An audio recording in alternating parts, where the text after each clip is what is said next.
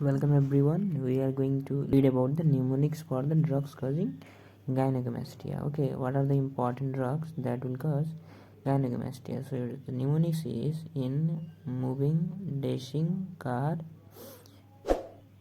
Studa. Okay, in moving, dashing, car, Studa. This is the mnemonics. So for in it's isoniazid. Okay, for in it's isoniazid, drug of tuberculosis.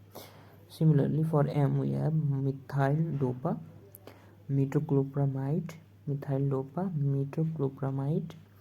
Similarly, we have X desing, domperidone.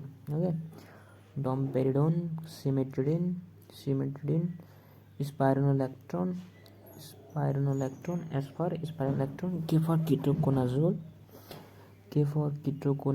Similarly, for O, estrogen. For D, digoxin, and for A, anti-androgen.